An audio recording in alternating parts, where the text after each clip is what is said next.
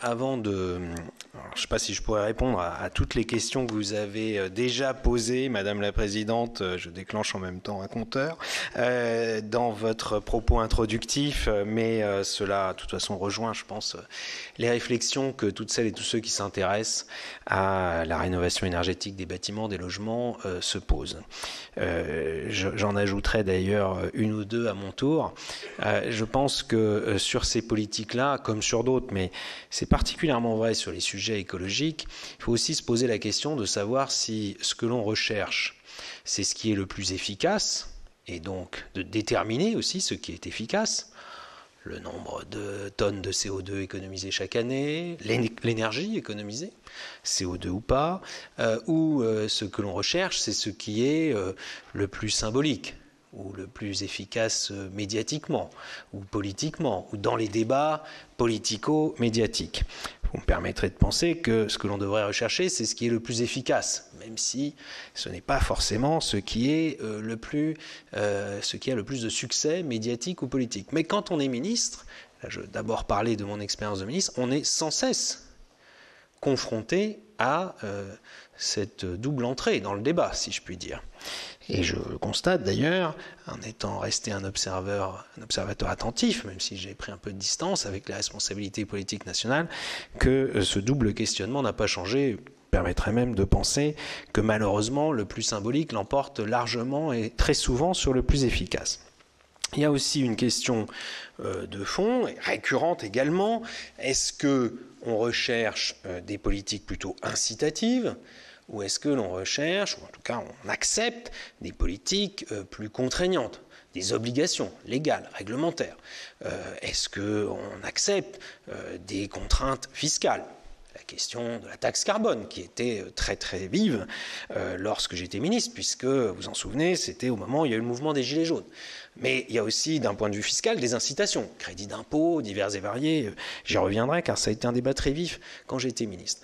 Et du point de vue des obligations réglementaires, légales, législatives, on voit bien que c'est aussi quelque chose qui est souvent difficile à faire accepter, notamment sur ces sujets, et on a eu des exemples très concrets.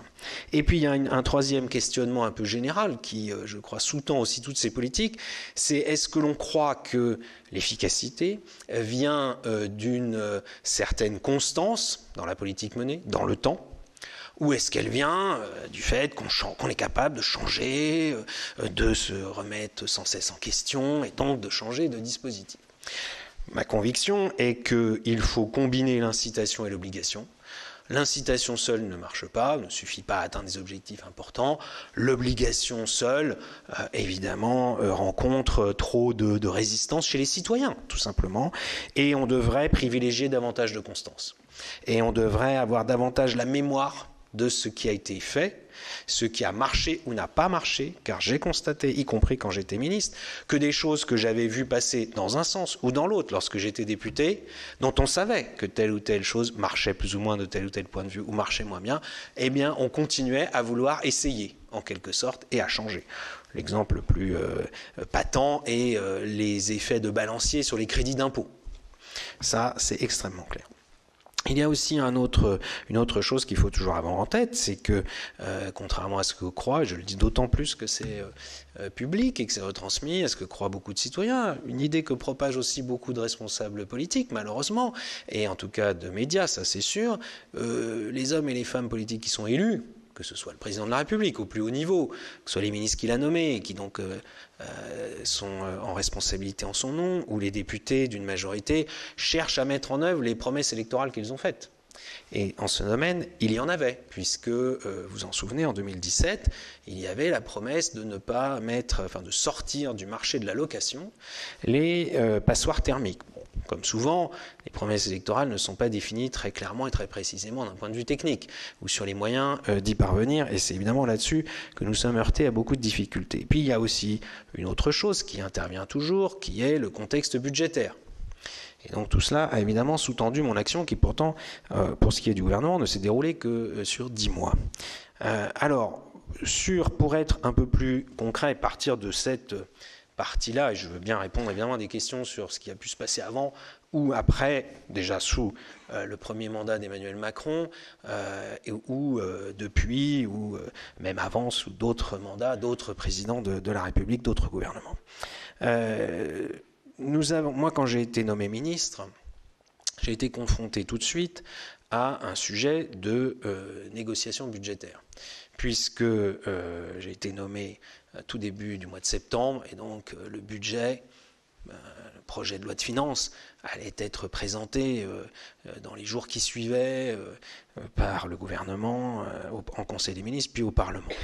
Et il y avait un débat à l'époque entre le ministre de l'économie et des finances, le ministre chargé des comptes publics, comme on dit, et moi-même, et mon prédécesseur avait également mené ce débat sur ce qu'il devait advenir du crédit d'impôt transition énergétique, et surtout de ce que l'on devait mettre dedans. Donc il y a un double débat sur le volume. Inutile de vous dire que les ministres budgétaires, on va les appeler ainsi, voulaient plutôt réduire le volume. Et comme vous le savez, dans ces cas-là, plutôt que de le dire aussi brutalement, on dit que l'on va resserrer les critères, que l'on va les resserrer d'ailleurs d'un point de vue écologique et d'un point de vue social.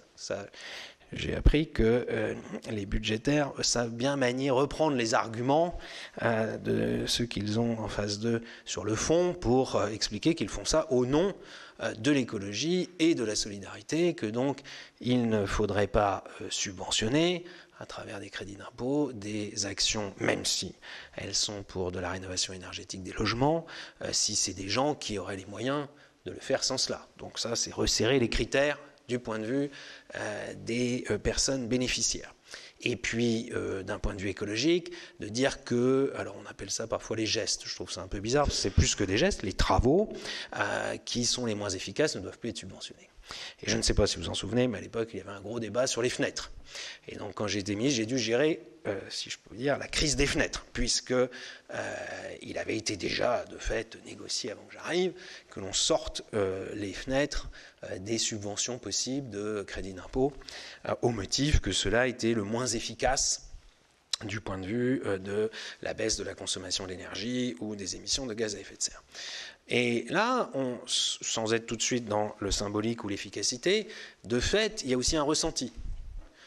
Pour beaucoup de gens, le premier ressenti, première chose auquel ils pensent pour l'efficacité énergétique, c'est les fenêtres. D'ailleurs, pour une raison simple, mais je trouve que c'était important de savoir ce que les gens ont en tête quand ils font un choix, c'est que quand vous approchez d'une fenêtre en simple vitrage, d'une fenêtre dégradée ou ancienne, eh bien vous sentez le froid en hiver, tout simplement. C'est aussi bête que ça. Et donc vous dites, si on met du double vitrage, on aura quelque chose qui sera plus agréable. Et c'est ce ressenti. Et puis par ailleurs, c'est les travaux les plus simples à faire et à commander. Et évidemment, les artisans du bâtiment et leur fédération ont fait une grosse action pour expliquer que c'était la pire des choses que de sortir les fenêtres du crédit d'impôt. Moi, j'ai contribué à dire qu'en effet, c'était un peu brutal de les sortir purement simplement. Et j'avais en mémoire que lors de précédents mandats, avec d'autres gouvernements qui avaient déjà essayé de faire des choses, chaque fois qu'on dit qu'on ne va subventionner, donc dans le cadre d'une politique incitative, des travaux de rénovation énergétique des logements, s'il y a d'un seul coup plusieurs types de travaux, le fameux bouquet de travaux, eh bien, c'est plus efficace, mais comme c'est plus complexe, on en fait moins. Et il y a moins de gens, comme on est toujours dans l'incitation, on n'est pas dans l'obligation, évidemment, il y a moins de nos concitoyens qui sont prêts à se lancer. Alors, les budgétaires aiment bien ça, puisque évidemment, ça permet de réduire la dépense. Et ça s'est vu déjà sous des précédents quinquennats. À l'époque, c'était le crédit d'impôt développement durable, le CIDD. Et j'avais connu ça en tant que député à l'époque. J'ai été membre de la commission des finances pendant 5 ans, donc j'ai vu ces choses-là. Et donc, moi, j'ai plaidé pour quelque chose d'équilibré. C'est-à-dire, je crois qu'il ne faut pas que ce soit trop complexe. Si on met trop d'obligations sur les bouquets de travaux, eh bien, évidemment, on va avoir moins de gens. Et il faut que ce soit accessible, donc à la fois en type de travaux et en personnes assez largement. Parce que si on dit qu'on va faire des crédits d'impôt, même si c'est des crédits d'impôt, ce n'est pas des réductions d'impôt, donc tout le monde peut en bénéficier, même ceux qui ne payent pas d'impôt.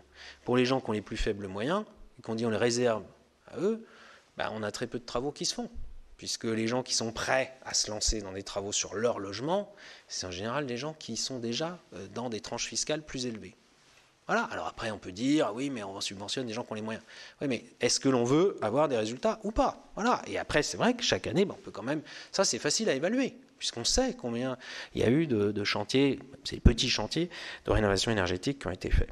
Donc ça a été un premier sujet lorsque j'ai été nommé ministre, tout de suite, et si vous voulez je pourrais y revenir, mais c'est de là d'ailleurs qu'est née l'idée qu'il fallait réformer le système, et ensuite ça a donné lieu. Je n'étais plus ministre, mais j'y avais travaillé, j'avais préparé cela, ma prime rénov', et donc un autre type de dispositif. D'ailleurs, j'ai bien vu qu'après, le dispositif était à peine mis en place, qu'on était déjà dans l'idée, mais est-ce qu'il est assez large? Est-ce que, parce qu'on veut, entre guillemets, faire du chiffre? Et ce qui est normal, puisqu'on veut qu'il y ait une certaine efficacité sur la réalité des économies d'énergie. Donc ça, c'était un sujet. Le sujet de la taxe carbone, je n'y reviens pas plus que ça, mais il est évident que à partir du moment où on envoie le signal que l'on stoppe net une perspective d'augmentation des prix des énergies fossiles par la taxe. Alors parfois l'augmentation se fait par le marché, c'est ce qui se produit actuellement, mais à l'époque ce n'était pas le cas.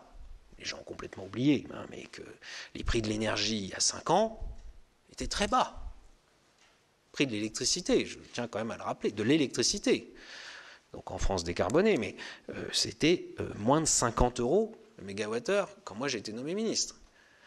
Même l'année d'avant, c'était moins. L'Arène était à 40 €, n'était même pas intéressante pour les gens qui achetaient de l'électricité en gros. Bon. Donc, un des moyens de donner une perspective, de dire, toujours le sujet de la constance, dans la durée, il faut économiser l'énergie et il faut sortir des énergies fossiles, c'était un outil. Je pense, et ça, c'est malheureusement, le débat n'a plus lieu, puis aujourd'hui il n'est pas d'actualité parce que les prix des énergies fossiles sont très élevés, mais s'ils se remettent à baisser, qu'on aurait dû travailler plutôt que sur on le fait pas, on stoppe pas, sur des mécanismes d'adaptation aux réalités du marché. Bon. Mais de garder cette perspective, car sinon, évidemment, on envoie un signal général qui n'est pas bon pour les économies d'énergie et la réduction des énergies fossiles. Je le mets de côté, puisque ça a été tranché à l'époque, et depuis, ça n'a pas bougé. Je crois que d'ailleurs, quasiment aucun courant politique ne propose de bouger sur le sujet. Mais c'est dommage qu'il y ait en France une sorte de tétanie ou de traumatisme autour de cela, parce que, évidemment, c'est quand même un sujet de fond. Au passage, parenthèse, mais qui a un lien direct avec le logement, j'ai vu le résultat immédiatement sur les réseaux de chaleur. Moi, j'ai vu des projets de réseaux de chaleur qui se faisaient au bois, ils sont passés au gaz. Parce que d'un seul coup, ils étaient beaucoup plus rentables, façon de parler, moins coûteux avec du gaz qu'avec du bois. Oui, puisque la perspective d'augmentation de la taxe carbone sur le gaz faisait que ça valait le coup d'aller sur du bois pour des investissements qui s'amortissent sur 20 ou 25 ans. C'est quand même très concret tout cela, évidemment, en termes de conséquences sur l'efficacité énergétique et le climat pour le logement. Nous avons eu aussi à gérer donc la promesse faite par Emmanuel Macron, candidat à l'élection présidentielle, que j'avais soutenue, donc je me reconnaissais tout à fait dans son programme, qui était donc de sortir, je ne sais plus quelle était la terminologie, j'ai longtemps gardé son programme, mais je ne l'ai pas avec moi, mais c'était écrit noir sur blanc, de sortir de la location les passoires thermiques. Quand on dit ça, tout le monde est d'accord. Bon, dès qu'on commence à rentrer dans la façon de faire, là, évidemment, on se heurte à des obstacles qui, pour ma part, ne m'étaient pas inconnus. J'avais déjà connu, sous un mandat précédent, avec une ministre du Logement, membre d'Europe Écologie Les Verts, les débats sur ce sujet, et j'avais vu des associations de solidarité, donc pour la Fondation Abbé Pierre, ou ce type d'association, dire, attention, si vous faites ça, vous allez sortir trop de logements. C'est des logements souvent qui sont loués à très bas prix, donc les sortir du marché, ça veut dire aussi moins de logements. Bon. Mais à l'époque, nous avons un débat au sein du gouvernement. Alors, il n'y a pas tellement de débat d'ailleurs à l'époque sur le sujet, ni au Parlement, ni dans l'opinion, mais enfin, bon, il y a cette promesse qui a été faite, donc on voit comment la mettre en œuvre. Le ministre du Logement de l'époque, globalement, s'y oppose. C'est assez clair. Je ne sais pas si vous l'auditionnerez, mais je pense qu'il ne contesterait pas ce point. Donc, on recherche d'autres solutions. Et dans la loi énergie-climat, dont vous avez parlé, qui a été adoptée donc à l'automne 2019, mais qui a été soumise en première lecture au Parlement en juin 2019, et que j'avais préparée en tant que ministre, je défends l'idée d'introduire une mesure qui ne touchait pas le marché de la location, mais le marché de la vente, l'achat-vente de logements. Et je propose que l'on s'inspire de quelque chose qui existe déjà dans le droit français, qui existe pour l'assainissement. Vous le savez sans doute, lorsqu'un logement a un assainissement non collectif, donc une fosse septique pour parler trivialement, qui n'est pas aux normes, soit avant la vente de sa maison, parce qu'en général c'est des maisons individuelles bien sûr, il doit faire les travaux, soit une somme est mise sous séquestre et c'est dans l'acte notarié, donc c'est totalement transparent pour l'acheteur comme pour le vendeur, et évidemment l'acheteur doit faire les travaux rapidement, dans un délai en général d'1 an, avec cette somme. J'ai été élu local à la communauté urbaine de Nantes et à la ville de Nantes, donc je connais parfaitement ce système, et il a été mis en œuvre d'ailleurs à l'époque où j'étais élu, donc ça fonctionne. Ça a permis de traiter, c'est le cas de le dire, tous les assainissements qui n'étaient pas aux normes. Donc je propose que l'on fasse un système de même type pour les passoires thermiques. Alors, les logements individuels, parce que sur les logements collectifs, ça ne serait pas possible, lorsqu'il y a des ventes. Je finis par obtenir des arbitrages favorables du Premier ministre. Mais je crois que le ministre du Logement n'y était pas favorable non plus. Et je vois fleurir à l'Assemblée nationale, en commission, des amendements, y compris de députés de la majorité, qui s'y opposent. Et donc nous avons de nouvelles discussions, et finalement, cette idée est abandonnée. Personnellement, je le regrette, non pas parce que j'avais la paternité de cette idée, mais parce que je crois que traiter cette question à travers le marché, bon, moi je ne suis pas contre l'économie de marché, bien au contraire, je pense simplement qu'il faut l'orienter par les règles que vous votez au Parlement. Et donc, c'est une façon de gérer dans le marché. Vous ne dites pas à partir de telle date, ah oui, chaque fois qu'il y a une vente et un achat, il y aura une mise aux normes. Alors il fallait voir jusqu'où, bien sûr, parce que c'est vrai qu'évidemment, sur des logements, ça, on avait sorti d'ailleurs à l'époque, je ne les ai pas de mémoire, mais des statistiques très précises sur combien de logements et donc de personnes derrière étaient concernés par... Et par exemple, de mémoire, 500 000 maisons individuelles, donc, passoires thermiques, donc je pense que ça devait être F et G, qui étaient, dont les personnes propriétaires occupantes, non pas bailleurs, étaient des personnes à revenus modestes. Oui, parce que dans ces cas-là, on agite les peurs, mais il faut bien... Et donc on pouvait dire, voilà, on peut aussi, évidemment, accompagner, aider ces 500 000 foyers, sachant qu'on ne le fait pas du jour au lendemain, puisque c'est au fur et à mesure des achats-ventes. Bon, je ne sais pas si cette idée reviendra à jour, mais je la livre à votre réflexion. Elle n'a pas fait florès depuis. Et il faut le dire, la promesse sur la location a été mise en œuvre d'une certaine façon lors de la loi climat résilience. Elle avait été relancée d'ailleurs, il faut bien le dire, par la Convention Convention des citoyennes sur le climat, et ça me permet d'ailleurs d'en dire un mot. Cette convention, nous l'avons lancée, je crois pouvoir dire, en être en revendiquer une partie de la paternité, et nous n'étions pas très nombreux, je dois dire, au sein du gouvernement à y être favorable. Je crois que même en dehors du président de la République et de moi-même, au sein, je veux dire, de l'exécutif, il n'y avait personne à la défendre. Beaucoup de gens ont d'ailleurs essayé de la torpiller. Bon, elle a été faite, et une des missions était celle-là. C'était écrit noir sur blanc dans la lettre de mission, si on peut dire, c'est-à-dire rechercher des solutions acceptable par les citoyens, parce qu'on voit bien qu'à chaque fois on bute sur des questions d'acceptabilité, que ce soit pour le marché de la location ou que ce soit pour le marché de l'achat-vente des logements. Acceptable pour les citoyens sur cette question donc de l'impact climat, et on peut dire énergétique aussi, des logements, et donc le sujet de la rénovation.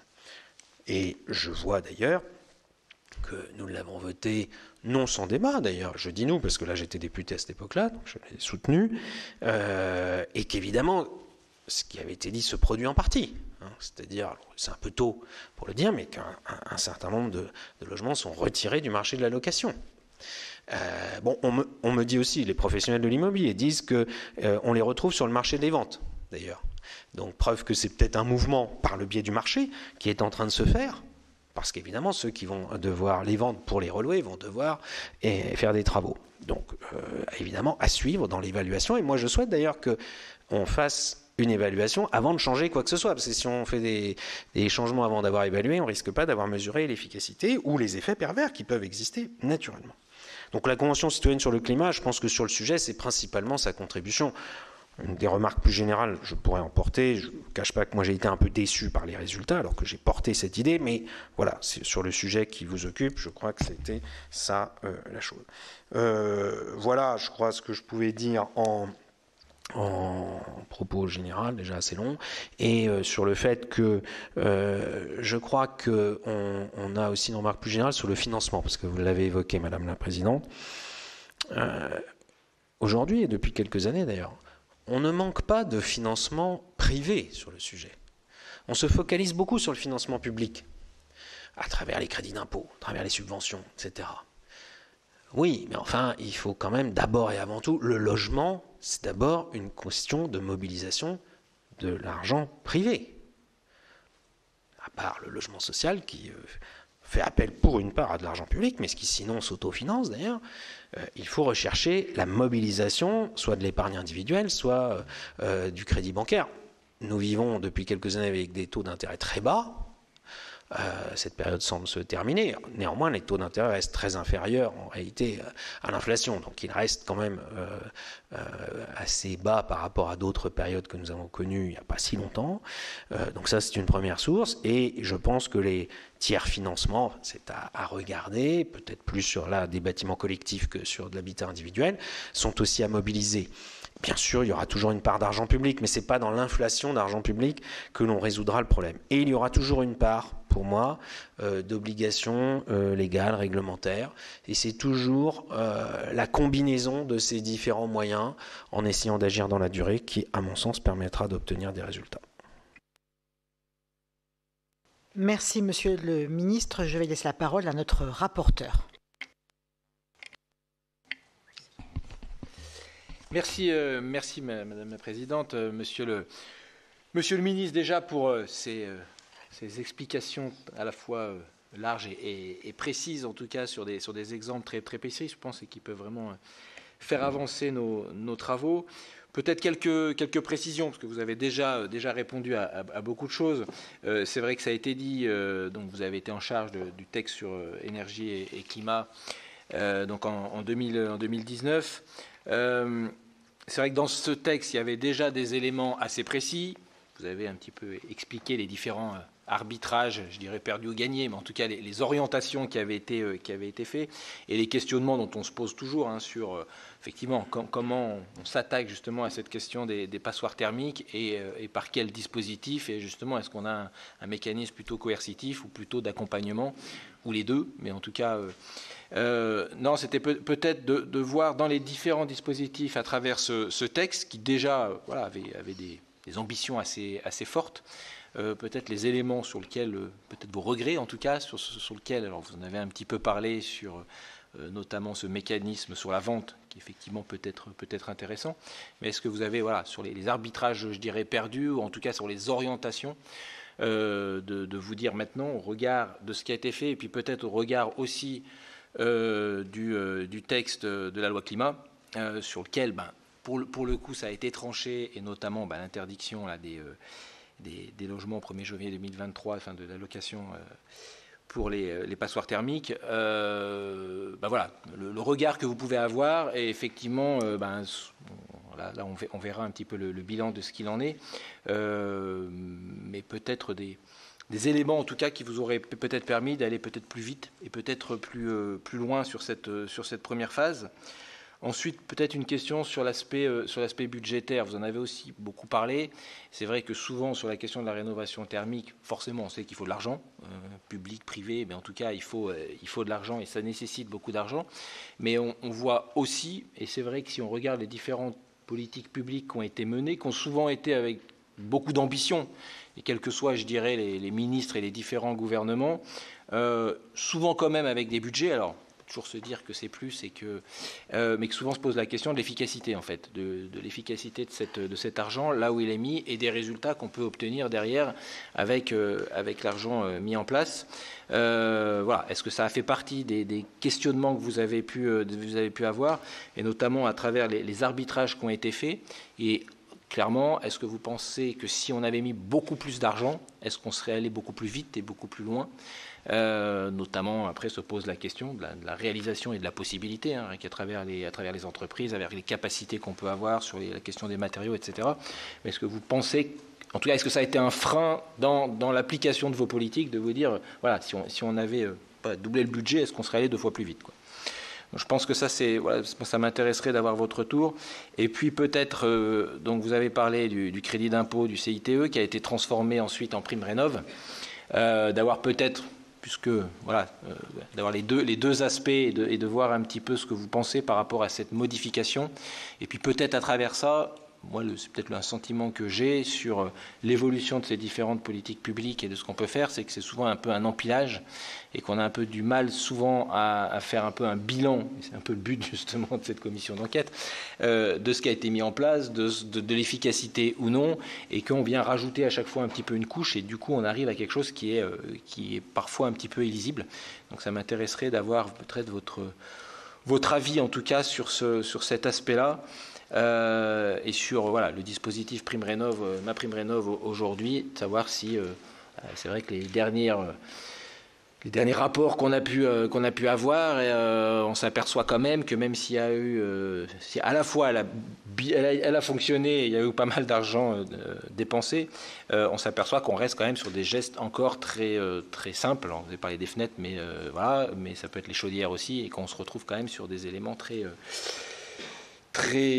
faible en termes d'intervention. Voilà globalement, et puis peut-être, pour laisser quand même la place à mes collègues, sur peut-être votre vision sur l'appréciation et l'évolution de la politique de rénovation énergétique, c'est-à-dire que sur les perspectives et les orientations qui peuvent être données et sur ce qui peut être mis en place, avoir un petit peu votre sentiment par rapport à ça. C'est vrai que notamment on a pu avoir quelques interventions sur le fait de dire que on n'obtenait peut-être pas forcément toujours les résultats qu'on aurait pu penser, quoi. Voilà. Et donc peut-être avoir aussi cette vision-là. Merci. Merci, monsieur le rapporteur. Alors, d'abord, moi je pense qu'en matière d'écologie, c'est particulièrement vrai sur le logement, il faut viser des changements profonds. C'est sûr que ça ne peut pas être juste des petits changements qui vont régler le problème des émissions de gaz à effet de serre. Si on prend ce problème-là, qui est le problème majeur, qui, ne l'oublions pas, grosso modo, logement tertiaire, en France, c'est à peu près un tiers des émissions de gaz à effet de serre. Donc c'est quand même un des sujets majeurs avec les transports. Et moi, je crois depuis toujours que c'est des changements, pour qu'ils soient profonds, il faut qu'ils soient durables, mais pour qu'ils soient durables, il faut qu'ils soient progressifs. Moi, je ne crois pas aux changements brutaux. C'est-à-dire, d'un seul coup, on va imposer une règle qui va tout changer. Et alors, c'est particulièrement vrai dans le domaine du logement, puisque dans le domaine du logement, on touche à une des choses essentielles pour les Français, que les gens d'ailleurs en soient propriétaires ou locataires. Mais alors, c'est encore plus vrai quand ils en sont propriétaires. Et on se heurte à quelque chose. Je crois d'ailleurs que si on n'intègre pas ça dans la réflexion, on aura toujours du mal à penser des choses efficaces. On se heurte à quelque chose qui est que dans la tête de beaucoup de propriétaires qui occupent leur logement, encore aujourd'hui, il est tout à fait logique d'investir de l'argent pour faire ce qu'on appelle une rénovation. Mais une rénovation, on va dire, d'agrément. Et ce n'est pas un jugement de valeur, c'est tout à fait bien de se sentir bien dans son logement. Donc on change les peintures, les sols, la cuisine, la salle de bain. On investit facilement des sommes importantes. Quelqu'un qui achète d'ailleurs une maison, et si vous en avez fait le test, vous l'aurez sans doute vérifié, d'ailleurs les agents immobiliers eux-mêmes disent « Ah oui, bon là il y a 100 000 euros de travaux, là il y a 50 000 euros de travaux ». Et ça ne paraît pas du tout choquant. Et on fait un budget, puis voilà.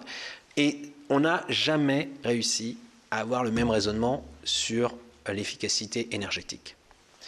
Et y compris des gens qui sont sensibles à la question, ils ont moins ce raisonnement-là, ils ne raisonnent pas en termes d'agrément autour, alors qu'un logement bien isolé est un logement plus agréable à vivre. Mais c'est comme ça.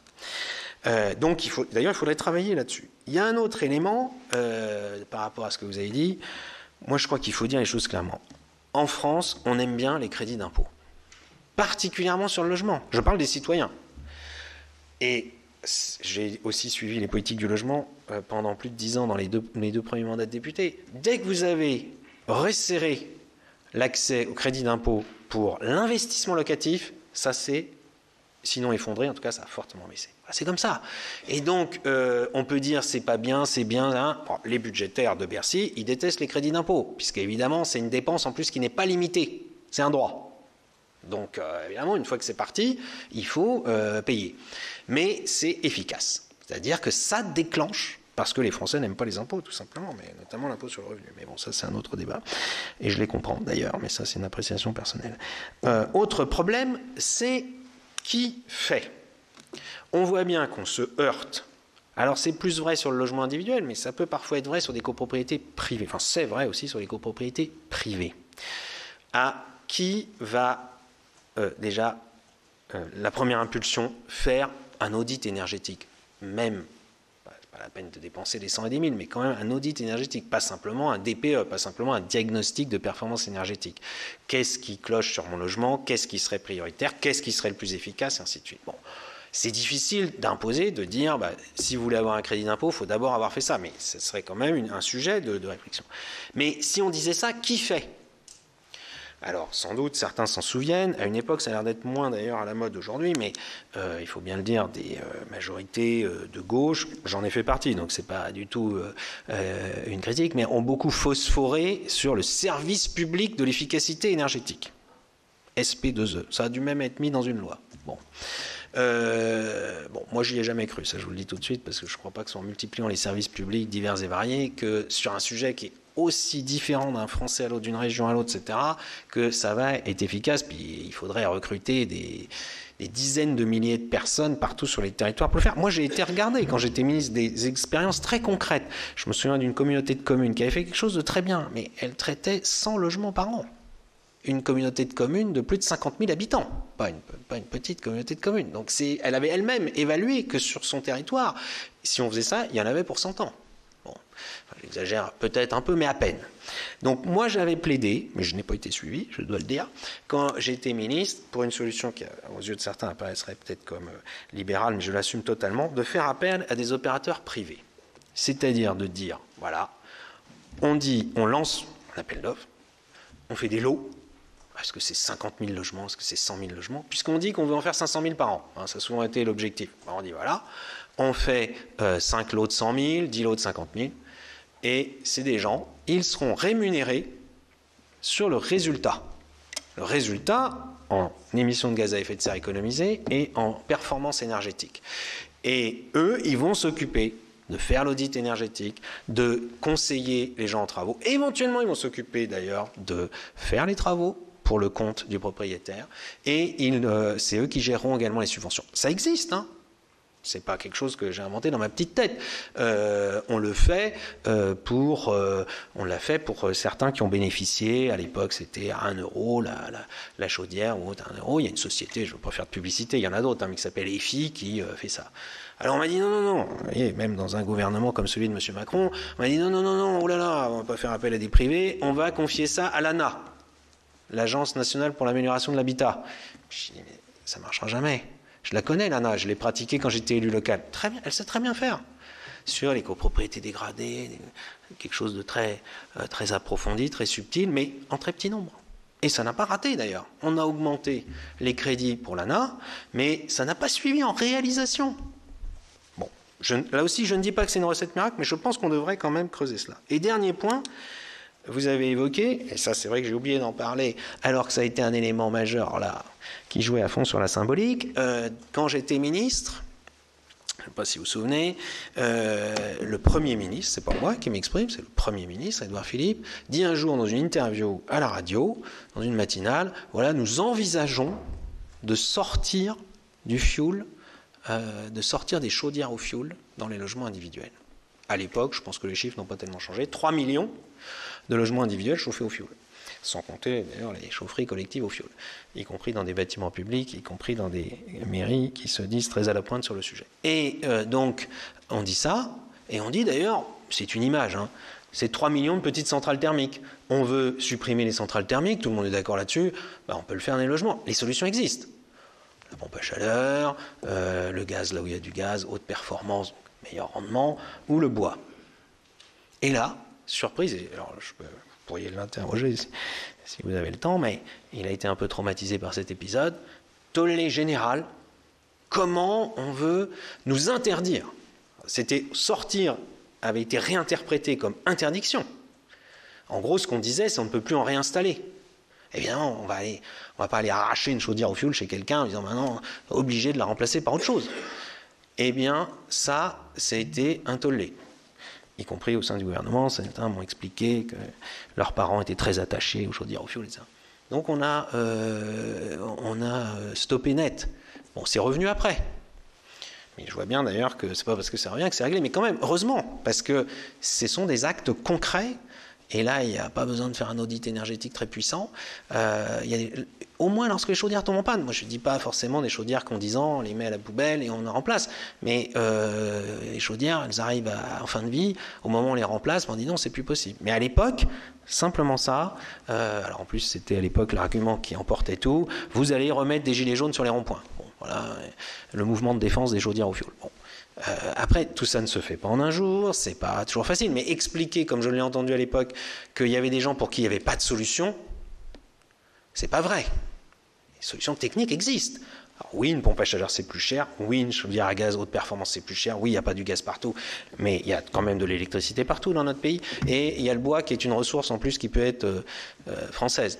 Et bien, à l'époque, ça a été un regret que nous n'ayons pas pu avancer plus vite. Encore une fois, il ne s'agissait pas d'interdire du jour au lendemain, etc.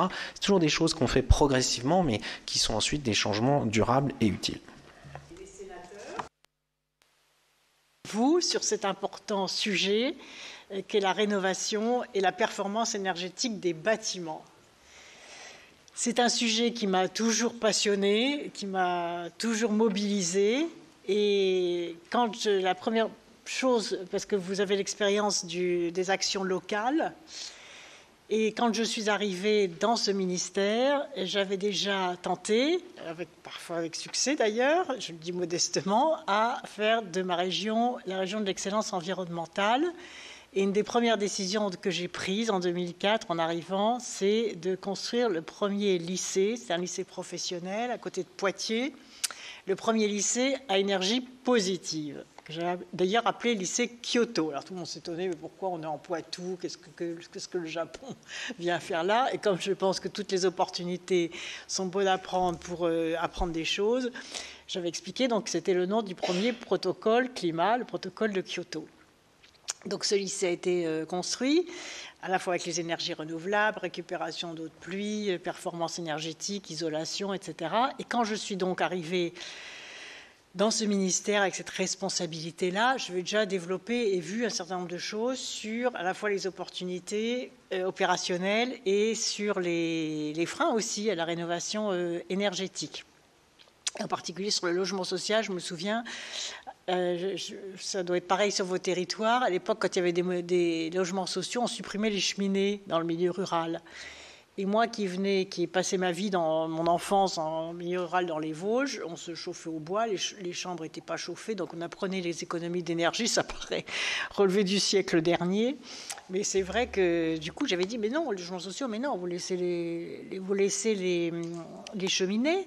Alors on me dit, mais non, les gens vont déclencher les feux de cheminée. Je dis, mais non, on est en milieu rural, les gens savent parfaitement se chauffer au bois, ça fait des générations qu'on le fait. Et donc ça m'a fait plaisir, après en revenant au ministère, de relancer la filière bois de chauffage et la cogénération au bois, parce que c'est vraiment des filières formidables en France. On a un potentiel forestier très, très important. Ça, c'est pour vous donner un petit peu l'ambiance.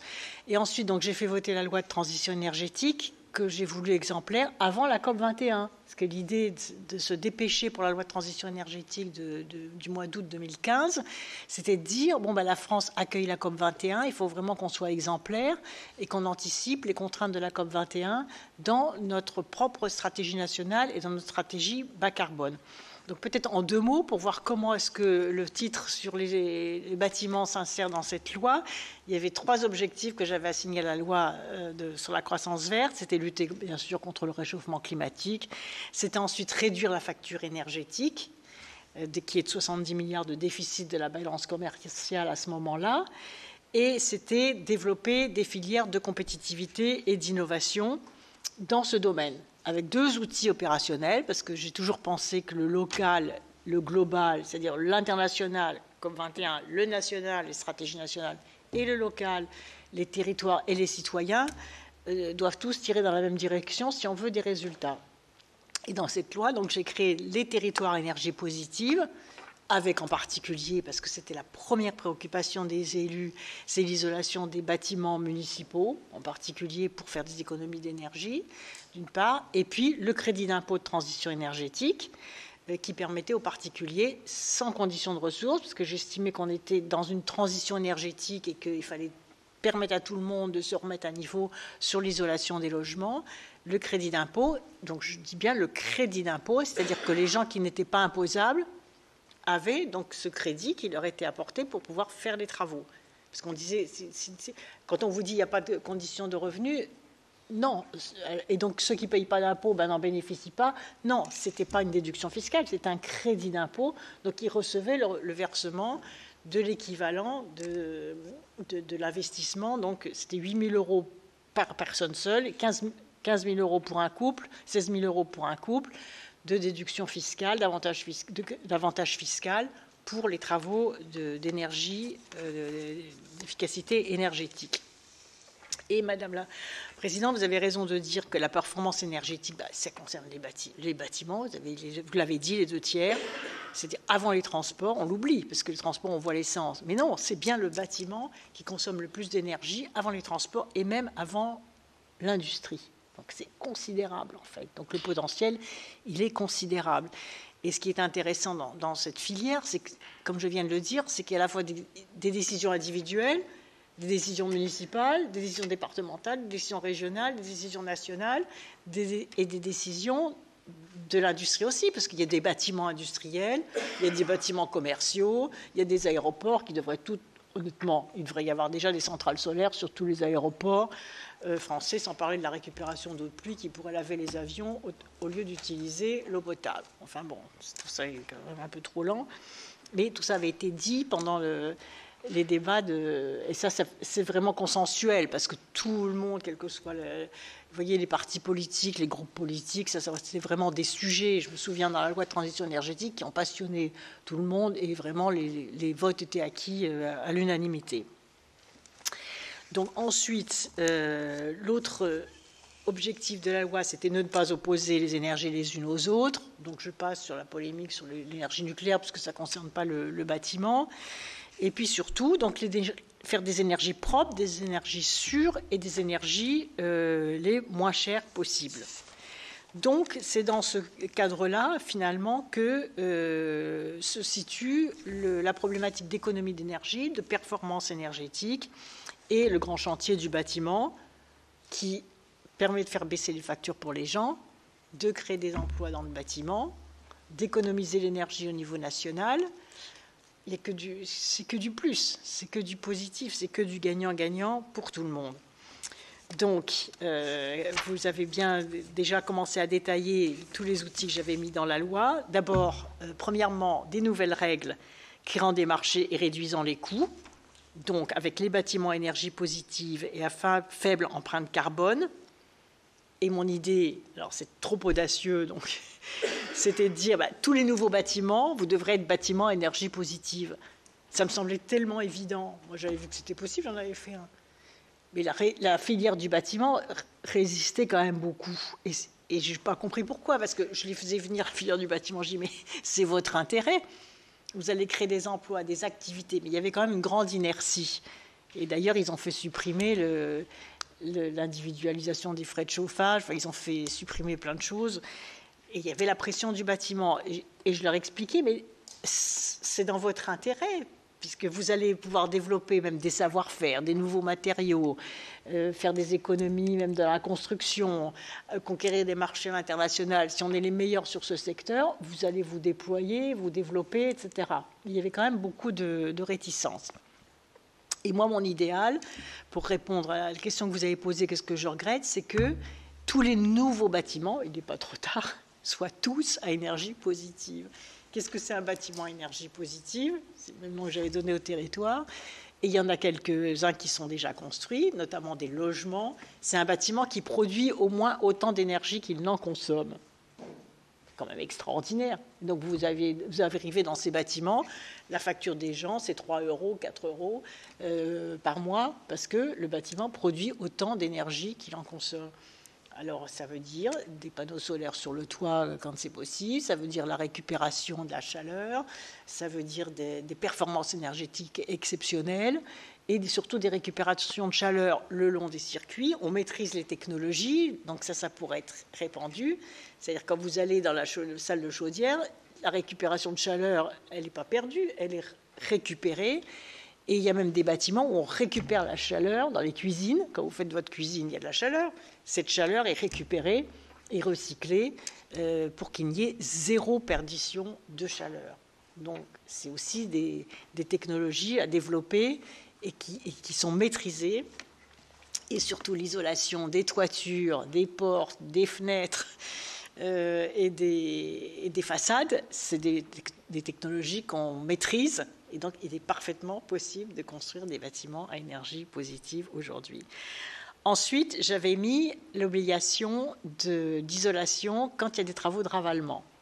Oh, la levée de bouclier que ça avait fait.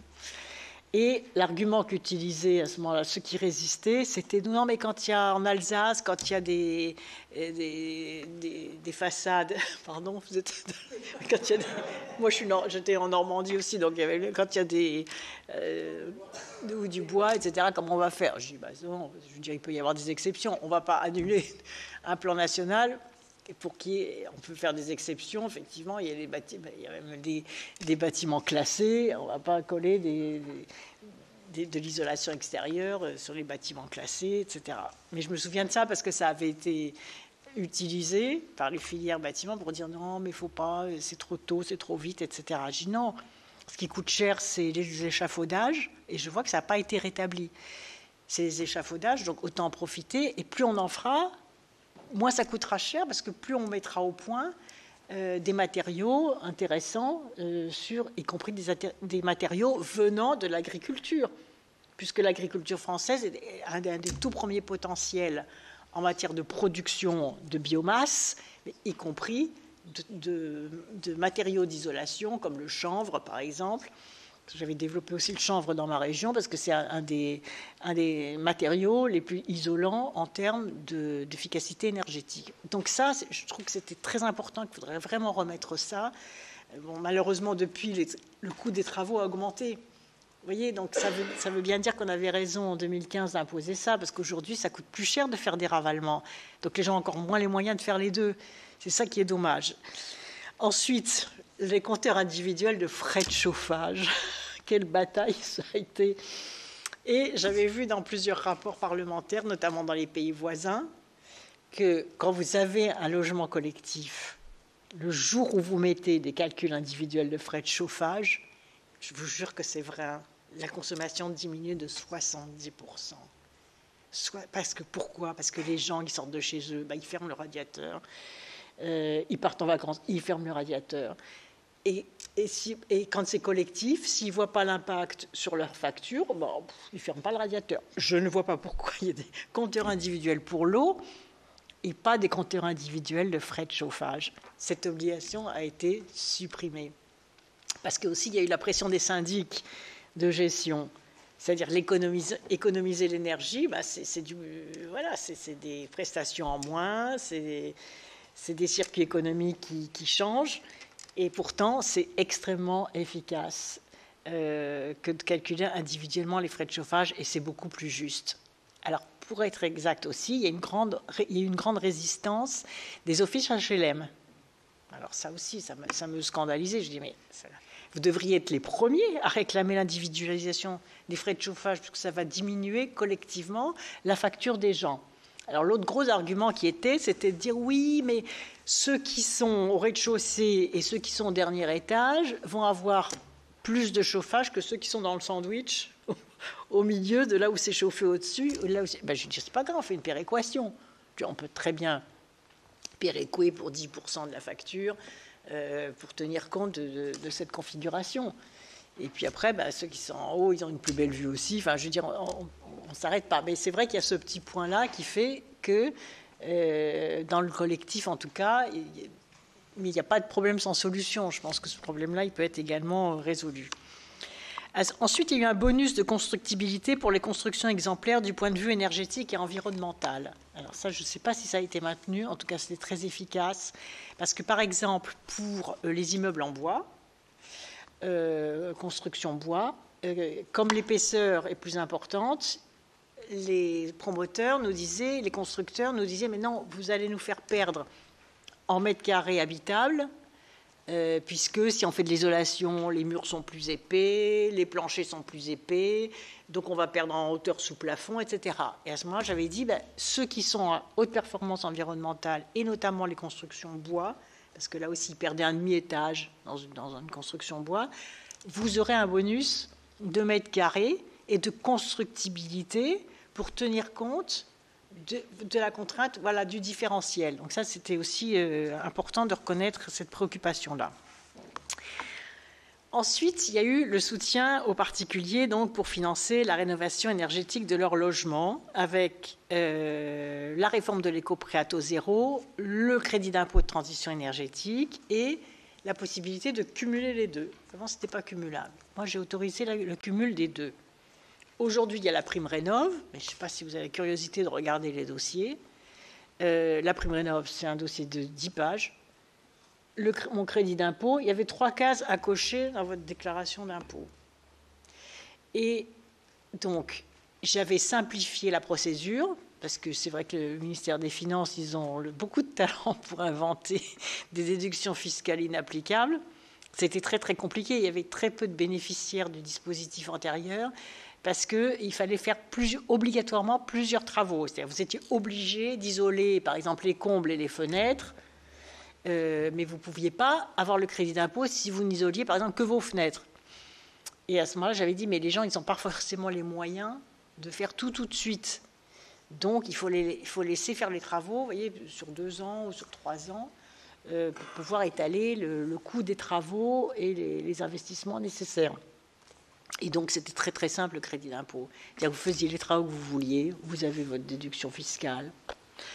Et c'était extraordinaire. Et donc, dans la foulée, pour que les gens ne se fassent pas rouler, quand même, par des mauvais artisans, on avait créé le conventionnement. C'est-à-dire que les artisans devaient prouver leurs compétences et les prix qu'ils pratiquaient pour éviter... Vous voyez l'effet de cliquer, c'est-à-dire vous donnez un crédit d'impôt, pouf, les prix augmentent, puis l'artisan vous dit non, vous allez avoir le crédit d'impôt, donc je peux augmenter les prix. Donc on avait surveillé tout ce protocole et surtout on avait fait la liste des artisans qui étaient homologués pour faire les travaux d'économie d'énergie. Le jour où le crédit d'impôt a été supprimé, mais c'était dramatique, c'est-à-dire que les artisans avaient fait un effort pour se former, pour former leurs salariés, pour recruter, parce que les chantiers avaient explosé dans le domaine notamment d'isolation des fenêtres et des portes et d'isolation des combles. C'était les 3 sujets qui entraînaient des économies d'énergie. Alors l'isolation des murs, c'était un peu plus cher, mais je pense que les gens l'auraient, si ça avait été maintenu, vous voyez, les gens l'auraient fait les années suivantes, en fait, l'isolation par l'extérieur. Ou par l'intérieur, c'est quand il y avait des boiseries.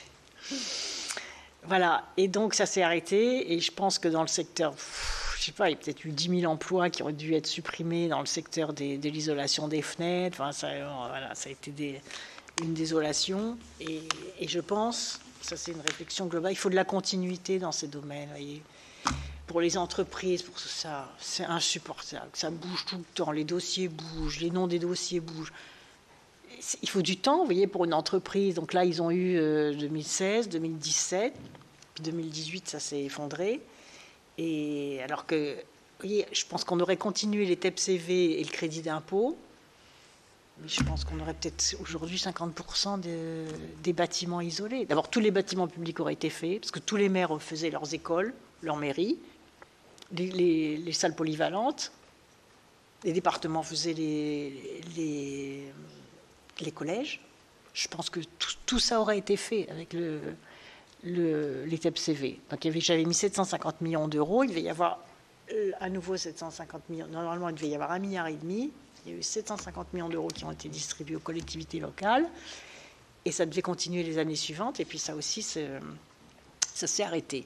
Et comme moi, j'avais l'expérience en tant qu'élu local de région des complexités des subventions d'État, j'avais mais simplifié à tel point qu'il y a eu un rapport de la Cour des comptes dans un premier acte. Non, mais c'est pas régulier. Bon, finalement, elle a jugé que c'était régulier parce que j'avais fait des argumentaires. Mais la tracasserie, vous connaissez ça, d'aller chercher les cofinancements. Alors l'État donne 10%, il fallait courir au Conseil général, au Conseil régional, à la Caisse des dépôts. Je lui ai dit non, sur la loi de transition énergétique, il faut que ça aille vite. Et en fait, on finançait à 100% les opérations dans les territoires énergie positive.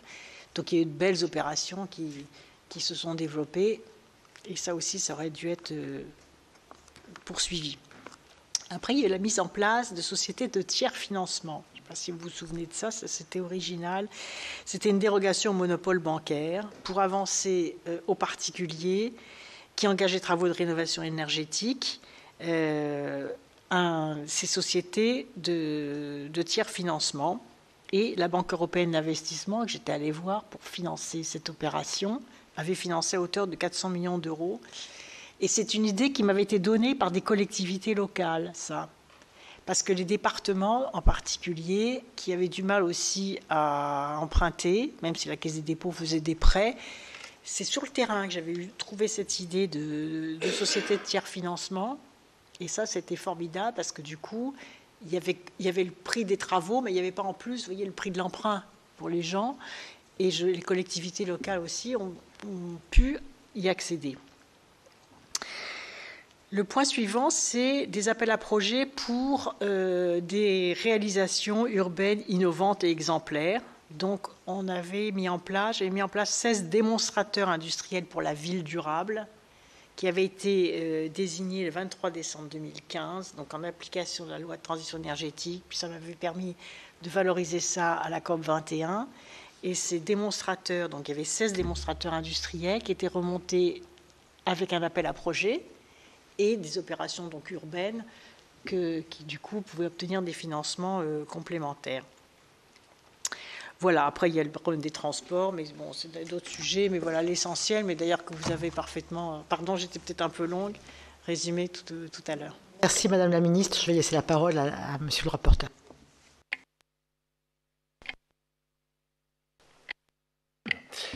Merci Madame la Présidente, merci Madame la Ministre déjà pour cet état des lieux, en tout cas sur ce que vous avez pu mettre en œuvre, et notamment à travers le texte sur la transition énergétique pour la croissance verte. C'est vrai que vous avez fait un état des lieux assez précis. Et c'est vrai que ce texte, déjà en 2015, on se fait fixer des objectifs assez ambitieux, même très ambitieux, sur 500 000 logements. 500 000 logements rénovés, la suppression des passoires thermiques.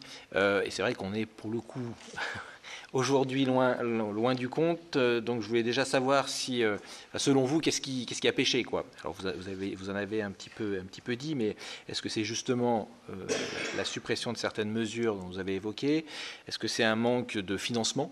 Et notamment, c'est vrai que ça m'intéresserait de savoir, à la fois vous en tant que ministre, sur les arbitrages en termes de financement, est-ce que forcément, la question du financement est importante, mais du coup, est-ce que ça aurait permis d'aller beaucoup plus vite? Enfin voilà, et d'avoir un petit peu votre vision par rapport au fait que, justement, on n'a pas atteint nos objectifs, qu'on en est encore assez loin. J'avais une question aussi, peut-être sur la question, vous avez beaucoup appuyé sur la question des territoires et de l'aspect local. Et c'est vrai que moi, je trouve ce qui avait été intéressant, qui avait été mis en place, vous en avez parlé à travers TEPO, STEP-CV, Territoire Énergie Positive, et le fait qu'effectivement il y ait des financements locaux qui soient mis en place, et notamment à travers, à cette période, la mise en place de plateformes de rénovation thermique qui ont été mis en place sur les territoires. Et c'est vrai que de mon regard, en tout cas d'élu local, ce que j'ai pu voir, c'est que ces plateformes, quand elles étaient en place, et notamment sur des secteurs plutôt ruraux, mais on a les ALEC sur des zones beaucoup plus denses, était quand même un système qui fonctionne, enfin, qui fonctionne toujours d'ailleurs, mais qui fonctionne plutôt bien, avec notamment une proximité, un accompagnement. C'est vrai que le collègue François de Rugy tout à l'heure était moins enthousiaste sur cette question-là, puisque l'exemple qu'il donnait en disant que oui, ça a fonctionné, mais c'était très petit à une échelle. Sauf que l'exemple qu'il a donné, 100 logements pour 50 000, pour un territoire de 50 000 habitants, mine de rien, si on le rapporte à l'échelle du pays, c'est pas si mal. Enfin, en tout cas, on les a pas atteints en termes de rénovation globale et de bâtiments basse consommation. Donc, je trouvais en tout cas que c'est un dispositif qui était intéressant, et donc je voulais avoir votre avis et sur peut-être la poursuite de ça, et sur le fait qu'on s'aperçoit que ces plateformes de rénovation sont souvent en difficulté sur les territoires par manque de financement, d'accompagnement, etc. Donc voilà, si vous pouviez peut-être nous dire quelques mots là-dessus. Et puis sur l'évolution, donc vous avez parlé du CITE et l'évolution vers ma prime rénov. Voilà, voir, vous l'avez aussi également esquissé, mais un petit peu votre avis sur cet aspect-là. Bon, j'ai compris l'intérêt effectivement du crédit d'impôt, qui avait quand même quelques problématiques aussi par rapport à, il y a eu quand même pas mal de sujets à la fois de fraude, d'effet d'aubaine, enfin en tout cas il y a eu quand même quelques problématiques par rapport au CITE, mais bon, Prime Rénov, on s'aperçoit qu'on a un peu également les mêmes dérives, donc avoir aussi votre avis là-dessus. Et puis peut-être terminer aussi, parce que vous en avez aussi un petit peu parlé, peut-être sur les exemples à l'étranger, si justement quand vous avez travaillé sur la question, est-ce que vous étiez à la fois inspiré, est-ce que vous avez des exemples à l'étranger qui pourraient justement en termes d'efficacité, en termes de politique publique qui ont été mis en place. Voilà, merci.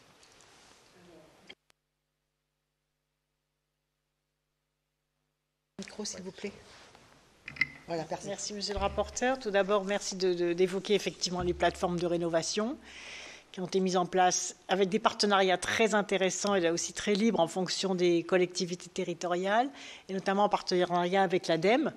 Donc, ce qui était très intéressant dans ces plateformes, d'ailleurs, tous les territoires énergie positive mettaient en place des plateformes.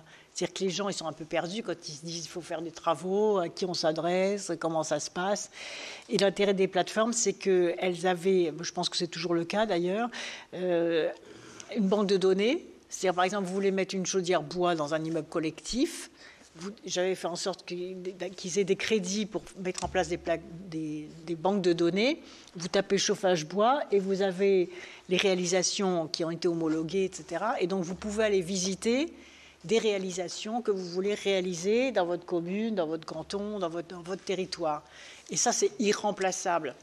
Parce que, je veux dire, territoire par territoire, il n'y a pas forcément la ressource industrielle ou artisanale. Et en revanche, dès que vous allez voir des choses faites, beaucoup, d'ailleurs, par exemple, d'agriculteurs se sont déplacés sur les méthaniseurs parce qu'ils avaient envie d'aller voir là où ça marchait, est-ce que ça correspondait à leur potentiel, etc. Et c'est vrai aussi donc, pour les bâtiments et les opérations d'innovation, d'isolation thermique des bâtiments. Donc ça, je crois que c'est effectivement très important. Votre deuxième question, c'est sur oui, qu'est-ce qui a raté? C'est l'arrêt. C'est tellement difficile, vous savez, dans les arbitrages interministériels. C'était des combats d'obtenir un crédit d'impôt. Je ne sais pas si vous vous rendez compte par rapport au ministère des Finances. C'est même inimaginable d'obtenir un crédit d'impôt. Moi, comment je faisais? J'ai mis la COP 21, COP 21, COP 21. Il faut qu'on soit à la hauteur de la COP 21. Il faut faire des choses exceptionnelles parce que c'est la COP 21. C'est comme ça que j'arrive à arracher les arbitrages. Mais c'était pas évident. Donc, voir ensuite, au-delà des clivages politiques, d'ailleurs, que ça s'arrête, c'est désolant parce que vous dites c'est tellement difficile. Le temps que les gens se l'approprient, que ça soit connu, qu'on envoie les instructions, que les artisans et les entreprises du bâtiment s'y habituent, que les gens, parce qu'il y a des gens aussi, beaucoup de gens qui avaient programmé des travaux, puis paf, ça s'est arrêté du jour au lendemain. Donc il y a eu un potentiel de développement économique même qui a été perdu.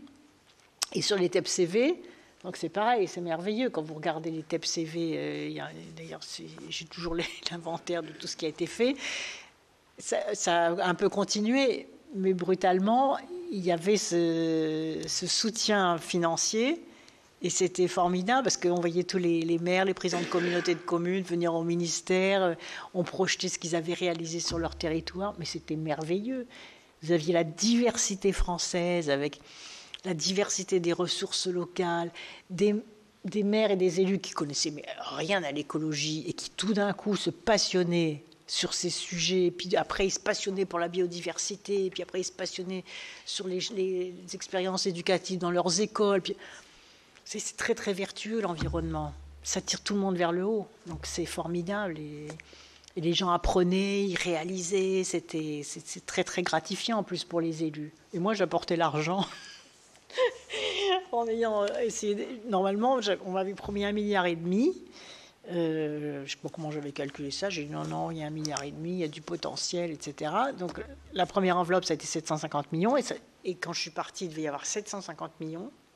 Et ça n'a pas été repris, ça a été supprimé, enfin ça n'a pas été défendu, ça n'a pas été supprimé. Donc il y a beaucoup de collectivités qui avaient des projets qui n'ont pas pu être réalisés. Donc ça, je pense que plus c'est simple, plus c'est efficace, plus les gens s'en saisissent. Et alors par rapport à la question que vous posez sur la fraude, c'est vrai que c'était quelque chose qui était objecté en disant mais non, les gens vont frauder. Et alors c'était quoi l'idée? C'était de dire avec le crédit d'impôt. On disait non mais les gens vont faire des travaux et de toute façon ils les auraient fait même sans crédit d'impôt. J'ai dit oui mais alors où est le problème? Enfin je veux dire ils feront autre chose du coup. S'ils ont un peu plus d'argent, ils feront autre chose, ça fera marcher le bâtiment localement. Où est le problème? Donc après, c'était oui, mais alors il va y avoir des trucages parce qu'en fait, ils vont refaire leurs fenêtres, ça va coûter un peu moins cher, et en fait, ils feront repeindre la pièce, et donc, du coup, ils feront payer la repeinture. Je dis, écoutez, moi, alors j'entendais ça dans les arbitrages interministériels. Je dis, écoutez, moi, on ne met pas en place d'action politique en s'occupant des fraudeurs, parce que sinon, alors comment est-ce qu'on avance? Si on commence à soupçonner tout le monde de frauder, il vaut mieux une ou deux bonnes sanctions sur un ou deux fraudeurs et tout le monde sera dissuadé de frauder, notamment les entreprises qui pouvaient éventuellement. Mais encore, est-ce que ça s'est fait? Je ne sais pas. Ce qui est en tout cas vrai, c'est que quand vous faites refaire votre fenêtre, vous faites repeindre la pièce. C'est-à-dire que c'est un effet d'entraînement sur la filière bâtiment. C'est ça que je disais, c'est pas de la fraude. Ils ne font pas payer ça. De toute façon, ils dépensent plus. On ne remboursait pas 100%, et c'est parce que c'était 9 000 €, mais dans une limite, donc on ne remboursait jamais 100%. Il fallait dépenser beaucoup plus que 8 000 €, je ne sais plus combien c'était 50% ou 30%, je ne me souviens plus quel était le pourcentage. Donc, si vous voulez, avec 1,5 milliard de crédit d'impôt, de déduction fiscale, ça a fait à peu près 1,5 milliard. On a généré, moi je pense qu'on a généré 10 fois plus de travaux. On a généré 8 à 10 milliards de chiffre d'affaires dans les industries du bâtiment. Parce que vous faites refaire les fenêtres, vous faites repeindre, après vous faites l'isolation des combles, vous voyez, après vous changez votre chaudière, enfin il y a de la cohérence. C'est un effet d'entraînement. Donc je disais au ministère des Finances, mais non, le crédit d'impôt, parce qu'il me disait ça coûte 1,5 milliard. Mais je dis non, ça ne coûte pas 1,5 milliard, ça rapporte. Puisque sur les 10 milliards de chiffre d'affaires, les gens vont payer, il y a des impôts qui vont être payés, il y a des cotisations sociales qui vont être payées, il y a des retours sur investissement qui vont être payés. Donc non, vous injectez, vous investissez 1,5 milliard, 30%. Donc vous voyez, 30%, ça veut dire que si vous vouliez être remboursé de 8 000 €, il fallait dépenser 24 000 € en travaux. Sinon, vous aviez moins. Par exemple, vous pouviez faire 8 000 € de travaux, vous aviez un tiers de remboursement. C'était raisonnable, ce n'était pas à 100%. Mais du coup, ça incitait les gens à faire plus de travaux qu'ils n'auraient fait, et surtout, parmi ces travaux, à faire les travaux d'isolation en premier. C'est ça qui est intéressant. Parce que si vous voulez améliorer votre intérieur, vous vous dites, bon, je n'ai pas les moyens d'isoler les fenêtres, je vais quand même un bon coup de peinture, je vais acheter des meubles sympas, je vais d'abord penser à ma qualité de vie. Alors que si on vous dit, ben non, si vous faites en plus l'isolation des fenêtres, vous êtes remboursé, vous faites l'isolation des fenêtres. Donc vous économisez l'énergie, donc vous économisez du CO2, donc vous participez aussi à la protection de la planète. Donc c'était un cercle vertueux en fait. Y a-t-il des questions de la part de nos collègues? Oui, Laurent Burgoa. Oui, merci Madame la Présidente. Merci Madame la Ministre pour vos explications. Par rapport justement au crédit d'impôt, moi j'aurais une question à vous poser à la Ministre. Si vous reveniez à des responsabilités, est-ce que vous remettriez le crédit d'impôt lorsque vous proposeriez autre chose comme mesure en matière de politique dans ce domaine-là? Bien sûr que je remets le crédit d'impôt, bien sûr. Il y a encore tellement de choses à faire. Crédit d'impôt et les territoires à énergie positive. C'est tellement efficace. Vous donnez à un maire les moyens d'isoler son école, mais il le fait tout de suite. Et en plus, ça entretient le tissu d'artisans du territoire. Vous voyez, c'est extraordinaire. C'est tout simple. Bien sûr, j'en mets le crédit d'impôt, l'isolation obligatoire, le calcul individuel des frais de chauffage. Mais c'est tellement efficace. C'est tellement efficace. Quand vous regardez votre facteur d'eau, vous faites attention. Vous dites, tiens, qu'est-ce qui se passe quand ça dépasse? Si vous n'avez même pas le compteur de votre chauffage, ben, vous ne vous rendez pas compte de l'effort que vous faites. Alors maintenant, on le fait parce que moi, j'ai toujours fait. Donc, on se moquait de moi parce que je sortais de mon bureau de ministre, j'éteignais la lumière. Alors on me dit, mais vous éteignez la lumière, mais personne n'a éteint la lumière. Je dis, ben, moi, j'éteins la lumière, j'ai été éduquée comme ça, j'éteins la lumière. Donc, je donnais des instructions, chacun éteint la lumière en sortant du bureau. Alors, ils riaient sous cap, mais je sais... Après, ils ont pris l'habitude et j'ai dit, mais non, c'est quand même les contribuables qui payent l'énergie. Vous sortez de votre bureau, vous éteignez la lumière. Y a-t-il d'autres questions? Oui, alors, Michel Dagbert. Oui. Madame la ministre, merci Madame la Présidente. Madame la ministre, avec les exemples que vous avez cités, je pense que effectivement vous avez dit que vous aviez reçu des élus, des territoires, des maires qui avaient gagné en compétences en matière écologique et je pense que l'impact, l'effet levier que vous évoquiez sur un certain nombre de dispositifs dont vous étiez à l'origine, aujourd'hui on le retrouve à différents niveaux de collectivité. J'ai eu le plaisir et l'honneur de présider un département avec 125 collèges. Par exemple, cette conscience aujourd'hui en matière de rénovation énergétique des bâtiments, elle est acquise. Oui. Alors on continue à faire des collèges neufs, fort heureusement, pour le bâtiment, mais on a aussi une expertise sur ceux qui peuvent encore voir leur durée de vie prolongée et améliorer leur performance énergétique. Je vous rejoins aussi sur le fait qu'aujourd'hui nous avons un, voire deux téléphones très lourds en capacité et notamment en logiciels qui sont téléchargeables. Et aujourd'hui, on a la possibilité de télécharger un certain nombre d'applications, c'est le mot que je cherchais, d'applications pour le suivi de nos consommations. Oui.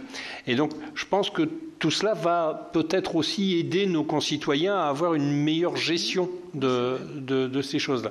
Il y a un sujet qui n'a pas été abordé, et moi j'avais eu l'occasion dans le cadre d'un programme d'échange européen de suivre ça, c'est sur la géothermie à partir des eaux d'Exor. Et il se trouve que nous avons plusieurs territoires miniers en France, que ce soit dans l'Est ou dans le département du Nord et du Pas-de-Calais. Et j'avais vu en Hollande, alors le modèle économique était un peu faussé parce que c'était expérimental et ça avait bénéficié de crédits européens assez conséquents. Mais la géothermie à partir des eaux d'Exor marche notamment sur les équipements publics, sur le logement collectif, etc. Et pourquoi il y a un frein chez nous à aller vers la géothermie? Est-ce que vous avez une idée par rapport à ça? C'est une énergie que j'aime beaucoup, la géothermie. Elle a résolu, c'est un peu comme l'hydroélectricité, c'est des énergies qui ont résolu le problème de stockage. C'est formidable. J'ai ouvert une usine de géothermie quand j'étais ministre en Guadeloupe. qui était à l'arrêt, puis personne n'y croyait.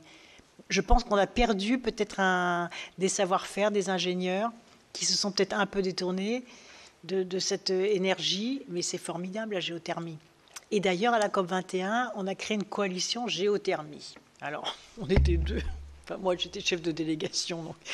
Et il y a le président, à ce moment-là, d'Islande, qui vient me voir et qui me dit la géothermie. Parce que vous savez, le président d'Islande, il a sauvé son pays par la géothermie. Le pays était au bord de la faillite. Il a eu ce génie de se dire, non, j'ai une terre volcanique, il doit y avoir de l'eau chaude en dessous, ou de la terre chaude. Je vais développer mon pays avec la géothermie. Et l'Islande a retrouvé une croissance économique incroyable, puisque vous allez en Islande, c'est le premier producteur de bananes quand même, l'Islande par habitant.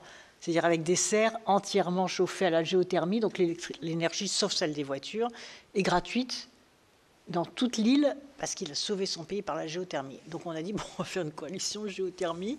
On était 2, on a lancé un appel à projet à toutes les délégations étrangères. Et à notre grande surprise, on a vu arriver des États africains, l'Éthiopie, je me souviens encore, et donc on avait mis en place un groupe de recherche scientifique. Et il y a des pays qui ignoraient complètement qu'ils avaient ce potentiel sous leurs pieds et qui aujourd'hui sont équipés en géothermie. Et donc vous avez parfaitement raison, ce n'est pas une énergie qui est considérée comme en haut de la pile, si j'ose dire, mais partout où il y a de la géothermie, il faut absolument développer ça. Ça, c'est évident. Laurent Saumon. Oui, merci Madame la Présidente. Madame la Ministre, si j'ai bien compris, effectivement, vous êtes plutôt pour une rénovation qui puisse être en tout cas parcellaire et pas forcément globale pour pouvoir bénéficier de ces aides. J'ai compris aussi qu'il y avait une importance, et je la partage, cette continuité des politiques en matière de logement pour avoir effectivement une réussite et pouvoir constater des résultats. Vous avez dit qu'il fallait que ce soit simple, qu'il fallait effectivement remettre l'avoir fiscal. Je n'ai pas parlé tellement de l'organisation. Aujourd'hui, on voit avec Habiter Mieux et la gestion faite par l'ANA qu'il y a beaucoup de retard dans les financements et qui, j'allais dire, sinon dégoûte ou en tout cas fait ralentir peut-être les possibilités qu'on a. Qu'est-ce que vous pensez justement du rôle de l'ANA, en tout cas tel qu'il est géré aujourd'hui, dans le cadre de ces rénovations thermiques indispensables pour améliorer le développement durable et la protection des bourses des habitants et également du climat? Alors l'ANA est réservée, comme on le sait tous, aux gens modestes. Elle ne s'adresse pas à l'ensemble de la population. Et par conséquent, si vous voulez, à partir du moment où le crédit d'impôt a disparu, où les gens moyens n'avaient pas non plus les moyens de faire, ne relevaient à la fois pas de l'ANA, mais en même temps n'avaient pas les moyens de faire leurs travaux parce qu'il y avait la disparition du crédit d'impôt, ils se sont tournés vers l'ANA. Vous voyez, alors qu'avant l'ANA fonctionnait bien parce que ceux qui n'avaient pas les moyens, ils savaient que c'était pour eux. Et les autres, ceux qui pouvaient un peu payer et qui avaient le crédit d'impôt, ils n'insistaient pas pour dire on veut absolument l'argent de l'ANA, puisqu'on leur disait non, vous avez le crédit d'impôt, donc essayez d'utiliser le crédit d'impôt. Je le répète, avec une ristourne, parce que c'est un crédit d'impôt. Si vous ne payez pas d'impôt, vous avez l'équivalent de vos 30% de ce que vous avez dépensé. Et donc c'est pour ça, je pense que l'ANA a rencontré ensuite des difficultés, plus j'imagine des dotations budgétaires, des dotations de fonctionnement. Donc il faudrait recentrer l'ANA, je pense, sur les plus défavorisés, les plus modestes, et remettre un crédit d'impôt, en contrôlant bien sûr les prix des travaux, remettre un crédit d'impôt pour les catégories moyennes et autres. Alors après, il y a les conditions de ressources. C'était un vrai débat, ça. Moi, j'avais refusé les conditions de ressources, parce que j'ai dit, le temps perdu... Et la question du reste à charge, peut-être aussi. Et la question du reste à charge. Donc, sur les conditions de ressources, je n'avais pas mis de conditions de ressources, parce que j'avais dit, ce qu'il faut, c'est développer les travaux, que les gens qui peuvent payer, ils vont avoir leur crédit d'impôt, mais lui, c'est le rôle de la fiscalité d'être juste, et ça fait moins de contrôle, parce que commencer à contrôler qui gagne pas, les évolutions, vous perdez des mois à contrôler les seuils d'impôt, ça crée des effets de seuil, et l'idée à laquelle j'avais pensé, c'est de dire, plus il va y avoir de travaux, plus les artisans et les entreprises du bâtiment pourront se développer sur ces technologies de performance énergétique des bâtiments. Et donc, en retour, tout le monde en profitera parce que ça fera une baisse des prix, etc. Alors que si vous limitez, si vous mettez des conditions de ressources très basses, vous n'avez pas un marché suffisamment ambitieux pour que les entreprises investissent. Vous voyez, et donc la masse, la première année de la commande sur les travaux, puisqu'il y a quand même 1,5 milliard, rien que uniquement le remboursement, donc la totalité des travaux, comme j'ai expliqué tout à l'heure, faisait beaucoup plus, ça crée un marché solvable. Donc les entreprises, elles peuvent investir, elles peuvent former des gens, elles peuvent correctement les payer, elles peuvent faire attention aux matériaux qu'elles utilisent, etc. Et puis peut-être qu'après, dans 2-3 ans après, on aurait pu mettre une condition de ressources, mais une fois que les choses se seraient, vous voyez, bien installées, et que ceux qui ont le plus d'argent, qui auraient déjà fait leurs travaux, à ce moment-là, ils arrivent à un seuil, et du coup, on aurait pu concentrer les investissements sur les autres catégories, mais pas tout de suite, parce qu'il fallait créer un marché. C'était ça le raisonnement. Monsieur le rapporteur. Non, c'était pour rebondir sur ce que vous disiez effectivement sur la question du reste à charge. Parce que oui, c'est pardon. Vrai qu'il n'y ait pas de condition de ressources, ça, je l'entends. Mais ce qu'on s'aperçoit aussi, c'est que sur les foyers les plus précaires, en fait, le reste à charge, c'est ce qui bloque justement, parce que même si on a un crédit d'impôt ou maintenant ma prime rénov, etc., il reste quand même, et même si c'est un crédit à taux zéro, etc., il reste quand même quelque chose, et souvent qui est bloquant pour les personnes avec les plus faibles revenus, quoi. Et donc du coup, la question justement du reste à charge zéro, il se pose quand même, là du coup, pour les plus bas revenus. Donc je ne sais pas si c'est quelque chose sur lequel vous aviez pu... ça, c'est l'ANA. Pu réfléchir, ouais. C'est l'intervention, c'est l'ANA qui peut prendre le reste à charge. C'est-à-dire, dès lors que les autres ont un crédit d'impôt, vous concentrez le rôle de l'Agence nationale de l'amélioration de l'habitat sur la prise en charge du reste à charge et même sur l'avance des fonds des travaux. Par ailleurs, c'est les propriétaires. Donc si vous êtes modeste et que vous êtes propriétaire, déjà vous êtes propriétaire, l'ANA intervient directement pour vous. Si vous êtes propriétaire et que vous louez à quelqu'un de modeste, c'est quand même plus souvent ça, et qu'en plus vous louez une passoire thermique, l'ANA, elle intervient, mais elle valorise le bien du propriétaire, qui n'est pas forcément, lui, dans une situation modeste. Vous voyez ce que je veux dire? Donc, le nombre de gens très modestes qui, en plus, sont propriétaires et qui n'ont pas les moyens de faire les travaux, c'est quand même relativement restreint. Et donc, cela, vous avez raison, l'ANA peut prendre en charge la totalité des travaux.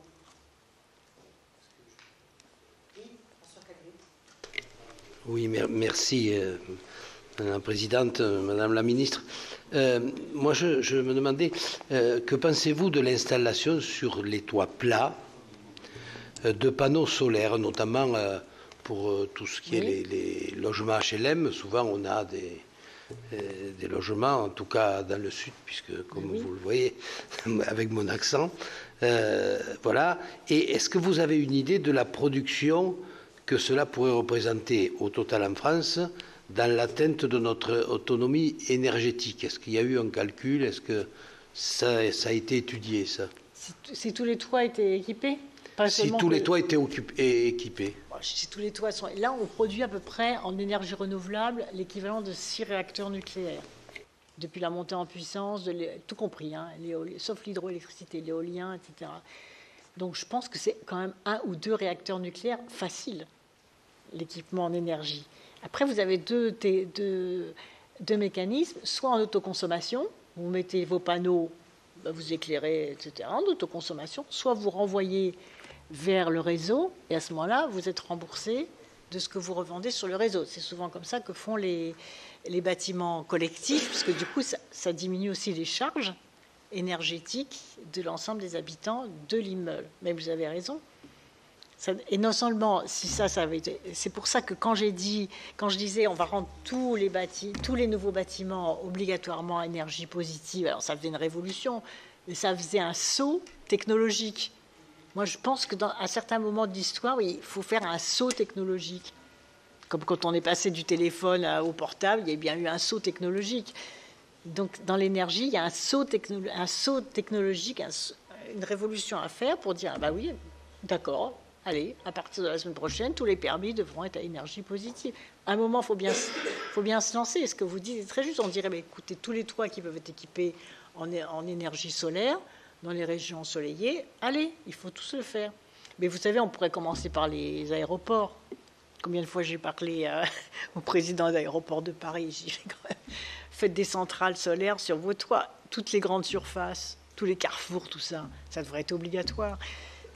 Les centrales solaires sur tous les toits partout, et la récupération d'eau de pluie partout.